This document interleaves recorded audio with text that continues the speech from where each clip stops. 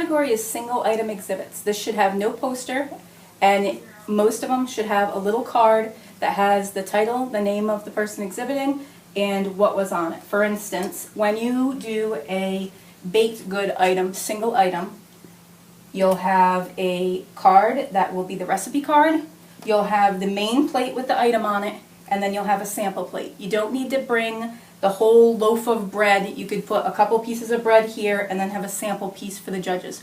Also remember that you should wrap these. We're at fairs, there's a lot of dust. We want to keep them wrapped. It'll also make them look nicer for the duration of the fair. This is the most common exhibit we have, is a single item art. So in a single item art, you're bringing just the item of art with maybe a little tag that says the title of the art and what medium it's in. This would say photograph, and it would be color photo. On the back, make sure you write your name. On all of these single items, make sure you have underneath your item or on the back of it your name, the title, because they're small and it's harder to remember to put the ribbons on the right places and whatnot. They should also be either framed with glass or they should have a matting around them. That's to protect your piece so that it doesn't get ruined during the fair. Okay, this is a grown item.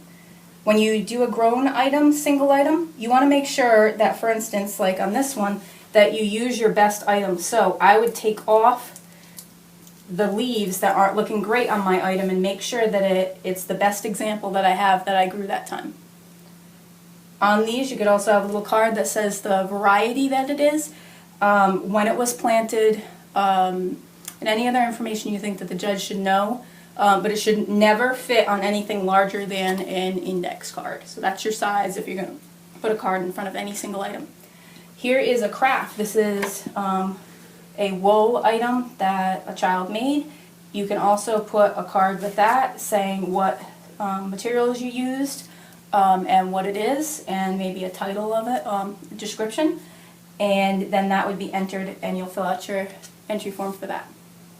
So that is the single item exhibits. And one final tip, this is really important. Make sure you go onto the URI 4-H website and read the Rhode Island Exhibit Hall Guidelines. This document has all the rules, all the tips, all the hints, everything you need to know about each and every category. And you know what, if you're still confused or you don't know for sure what you're supposed to do, call or email me, Heidi Wright, or Christy Horn, and we can help you out. We can answer your questions. Hope you have a great time at the fair this year.